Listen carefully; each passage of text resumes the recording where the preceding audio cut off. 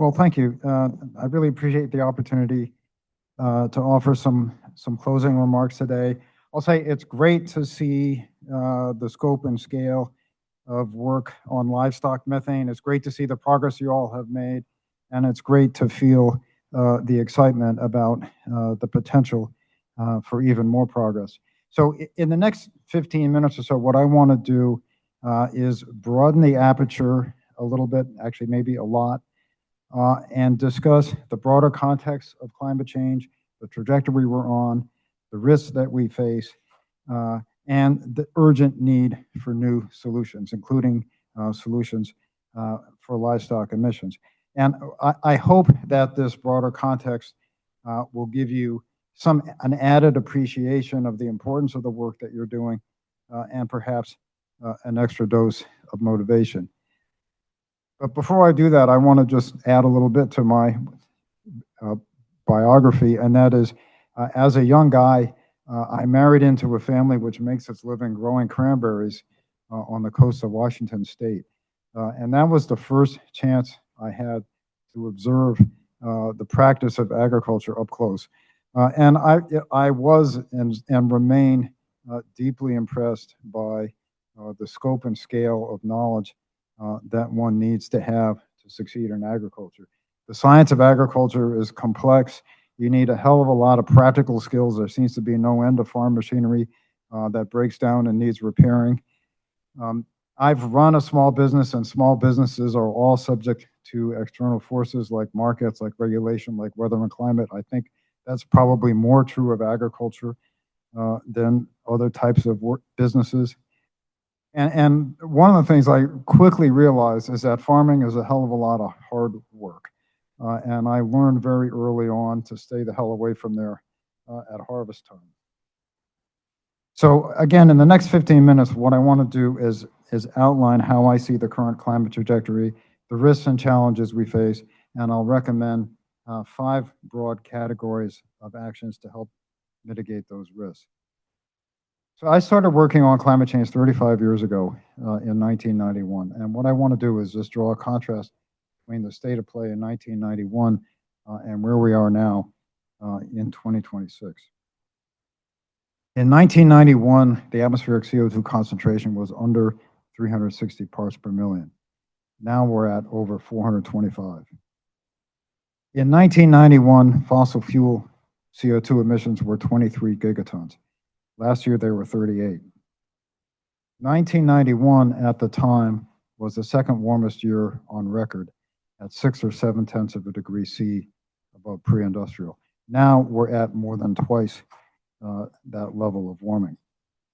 Excuse me. In 1991, it would be another 4 years before the IPCC, the Intergovernmental Panel on Climate Change, made its first very, very cautious statement attributing observed increases in the global temperature to human greenhouse gas emissions.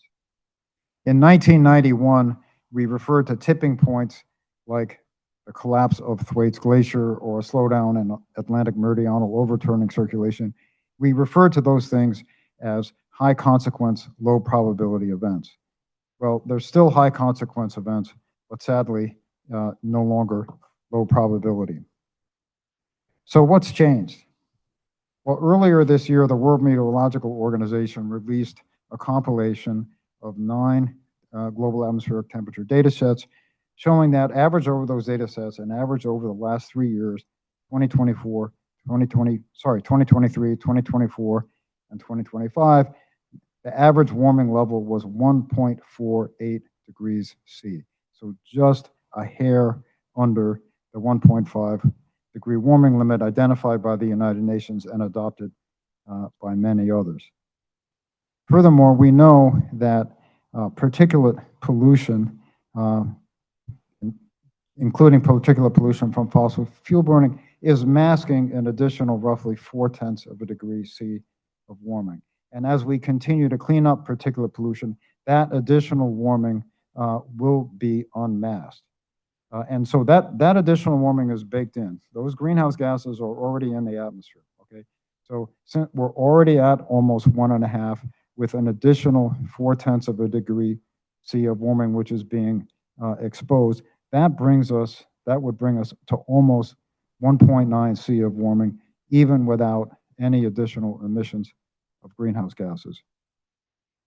But of course, we are continuing to emit, and in fact, human emissions of CO2, although they're leveling off, are still increasing. Human emissions of methane are also still increasing. And because of all of that, it seems inevitable that we'll exceed 2 degrees C of warming. I want to mention a couple of important climate feedbacks which are amplifying warming and which may not be on your radar screen. And one of these is warming-induced greenhouse gas emissions. What does that mean? This refers to the idea that as the planet warms, natural systems like permafrost, like wetlands, like forests, like soils, start to emit greenhouse gases. These warming-induced emissions add to human emissions. They amplify climate change. They're not accounted for in the climate policy world, and they're extremely difficult to control. And of course, warming-induced emissions are self-reinforcing. Warming causes more emissions, causes more warming, and if we're not careful, we're off to the races. My mentor, George Woodwell, who testified about this in the United States Senate almost exactly 40 years ago, June 10th, 1986, the way he described it is the warming feeds the warming. And because this is an important unmanaged climate risk, SPARC has a program to understand warming-induced emissions, to account for them in the climate policy world, and to investigate the potential for direct mitigation. Another important driver of recent warming, which may not be on your radar screen, is Earth's declining reflectivity.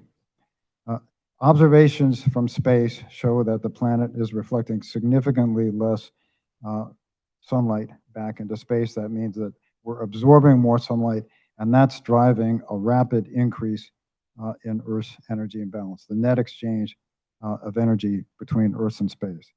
The decline in reflectivity, the extrasolar energy that's now being absorbed by the planet over 25 years, is an enormous warming influence. The radiative forcing from declining reflectivity over 25 years is 2.2 watts per meter squared. Now, 2.2 watts per meter squared might not mean anything to you, but that's exactly the same warming influence as all of human CO2 emissions since 1750. So that's a huge warming influence. We don't understand fully why it's happening. And climate models underpredict the observed decline in planetary reflectivity. They underpredict the observed increase in Earth's energy imbalance.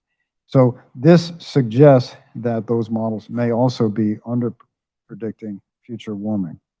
Because this is such an important risk, SPARC is funding research to understand what's causing these changes, what's causing the decline in planetary reflectivity, the increase in Earth's energy imbalance, and what does this mean for future warming?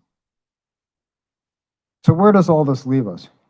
People who analyze these things think that we're on track for 2.5 or 3 degrees C of warming by 2100. And those assessments don't account for some of the feedbacks that I've just mentioned. So we have to ask ourselves, well, what would a 2.5 or 3 degree world look like for humans and for the ecosystems we depend on? And the answer is it depends. It depends on how well we prepare. It depends on how prosperous we are when we get there. But regardless, in a 2.5 or 3 degree world, we're going to have to confront certain physical realities, or rather, those realities are going to confront us. For example, extreme heat in certain parts of the world will limit outdoor labor, including agriculture, including construction. Deadly combinations of heat and humidity will start to occur and are starting to occur in parts of the world, for example, South Asia. What we now consider to be extreme drought will become almost normal in parts of the world, in Central America, in parts of Africa, and in the Mediterranean. More generally, hydrological extremes will become more extreme. So, including, for example, in regions that are warming overall, like the southeastern US, we've already seen increases in extreme precipitation, as we have throughout the US. Agriculture will be disrupted by extreme heat, by water stress, by flooding, by novel pests, The nutritional content of crops will decline, and livestock will be affected by extreme heat, as you all know very well. So those are just some of the impacts. Not all those impacts will occur everywhere, but everywhere will be affected. Every human will be affected. And it's hard to imagine that changes like that and others will not be extremely disruptive. Parts of the world are simply going to become difficult to inhabit. And it seems likely that that will cause greatly increased migration pressure. And we know from recent experience that migration results in geopolitical stress and potentially a rise acceleration of the rise in autocracy. And I can tell you the United States intelligence community is very concerned about the geopolitical consequences, the potential geopolitical consequences of climate change. My greatest fear now, in fact, is what's sometimes called derailment risk. The idea that the effects of climate change themselves are so disruptive that governments and other actors are so busy managing the crisis du jour that they're unable to take the steps they need to manage the underlying risk. And that's certainly a feedback loop that we want to avoid. So what should we be doing? As I said, I'm going to outline 5 broad categories of action. One is we need to accelerate adoption of solutions we have now. Things like wind and solar and EVs work, they're cost competitive, and we should be incentivizing their adoption. Second, it's important to innovate solutions for challenging emitting categories like livestock methane. Livestock methane has some of the tools we need more. It's great to see more emerging. It's great also to see a range of solutions being investigated because certainly one solution isn't going to solve the whole problem. I'll say it's also great to see a range of stakeholders in the room because for livestock methane, for all these challenging categories, we need solutions that work not only in the laboratory, but also in the real world. And the only way to get there is to have all the stakeholders involved in the initial conversations. Third, we need to mitigate short-lived pollutants like livestock methane. That's especially important because carbon dioxide has a very long lifetime in the atmosphere. Getting to net zero CO2 emissions, even if we accomplish that, won't cool the planet. It only stops the warming. Mitigating methane, including livestock methane, is great because it has the potential to actually cool the planet fairly quickly. Fourth, we need to figure out how to do carbon dioxide removal at a much larger scale than we're doing now. The present scale of carbon dioxide removal is orders of magnitude less than what we need to meaningfully cool the planet. A friend of mine describes the challenge as running the fossil fuel industry in reverse. We also need to investigate potentially atmospheric methane removal because of possible feedbacks and because of hard to mitigate methane emitting sectors. And that's another one of the programs that Spark is working on, is to investigate the viability of atmospheric methane removal. Fifth and finally, we need to investigate possible new tools to manage warming, tools which might cool the planet globally, which might cool the planet critical regions like the Arctic, and tools which might cool locally, like measures to mitigate urban heat island effect. We need to investigate potential ways of stabilizing ice sheets to keep permafrost from thawing and emitting tons and tons of methane. Circling back to 1991, in 1991, aggressive mitigation alone would have been enough to preserve a safe and stable climate. Sadly, that's no longer the case. So thank you. Thank you for the opportunity to be here. Thank you for the work you're doing. Thank you for being part of the solution. I'd be happy to take any questions now or discuss one-on-one over libations. Thanks again. One of the things that gives me hope is just seeing the bright, driven, intelligent young people who are entering this field, who are so much smarter than I was at their age, and who are dedicated to developing the new solutions. And that's certainly a cause for optimism. I should also say that, you know, despite my doom and gloom prognostications, it's true that we have made a hell of a lot of progress, especially in mitigation. Most of the new energy technologies being deployed now, nearly all of it is renewable. That's great.